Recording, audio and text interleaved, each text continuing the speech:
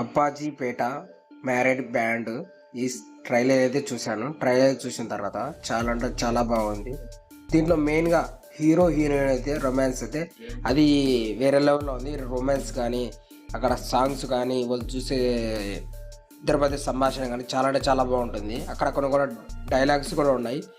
ఇక్కడ డబ్బు ఇక్కడ నుంచి స్టార్ట్ చేస్తావా, డబ్బు మీ పెళ్లి డబ్బు అంటే హీరో నవ్వుతాడు, అక్కడి నుంచి స్టార్ట్ అవుతుంది. ఇక్కడ రొమాన్స్ ఎలా ఉండబోతుంది అంటే అలాగే దీంట్లో మెయిన్గా క్యారెక్టర్ కూడా చెప్పబోతున్నాను, కొంచెం కొంచెం చెప్తున్నాను.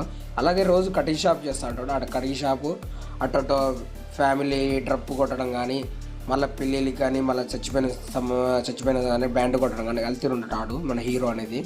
అక్కడ ఒక హీరోని పరిచయం అయ్యి ఒక ఇద్దరు కటింగ్ షాప్లోనే తప్పులు వేసుకొని రొమాన్స్ చేసుకుంటా అంటారు. అది చిన్నగా ఎవరిది అది చూపిస్తారు.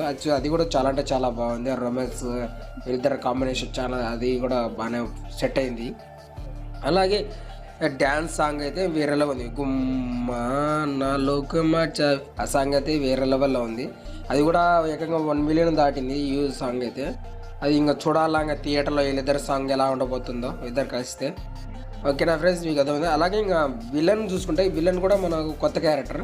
అంటే ఒక టీచర్ చదువు చెప్తున్నాడు. ఆ విలన్ వచ్చేసి కొత్త దీంట్లో మెయిన్గా చేశాడు. అది ఎలా ఉండబోతుంది మనం థియేటర్లో చూడాలా. ఇది లేకపోతే ఊరమాసలకు చూపించారు. అక్కడక్కడ మనకు చూడగానే విషయాలు కూడా చూపించారు. ఆ అంగన్వాడీ టీచరు ఇక్కడ కొన్ని బూతులు అందరికడ చేసుకోవడం అంతగా అని చేస్తూ ఉంటారు. కానీ కొన్ని గోడల మీద రాయడం అది కొంచెం భరితంగా ఉంటుంది.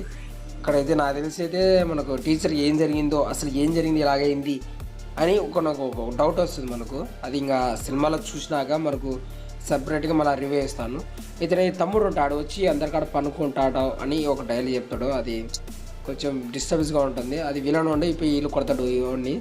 అలాగే ఈ ఈ పక్కన పుష్ప క్యారెక్టర్ చేసిన క్యారెక్టర్ కూడా చాలా బాగానే ఉంది. అలాగే విలన్ వచ్చి ఇది గిక్కోకుండా ఒళ్ళో గొడవలు నీకెందుకు రా, ఈ స్థాయి అంతా నీవెంత అని విలన్ గాడు హీరోని తిడతాడు.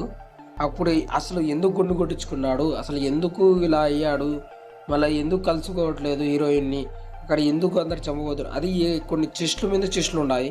అది చూడాలా. ఇంకా మూవీకి వెళ్ళి ఫిబ్రవరి 8వ తారీఖు వెళ్ళి మనం చూసి దీనికి మళ్ళీ రివ్యూ ఇస్తాను. అప్పటి వరకు వేచి ఉండండి. అలాగే ఈ విలన్ క్యారెక్టర్లు కూడా కొన్ని అంటే పరువు గురించి, మా పరువు తీసిన మా తర్వాత మేము కూడా మీ పరువు తీస్తే ఎలా ఉండబోతుందని ఒక నాన్న చెప్తాడు క్యారెక్టర్లో, చూసారు కదా. ఇంకా చూడాలి. ఇంకా ఫైట్లు కూడా బాగానే ఉన్నాయంట. ఇంకా లాస్ట్ క్లైమాక్స్లో మనకు కొన్ని చెస్ట్ ఉంటుందంట.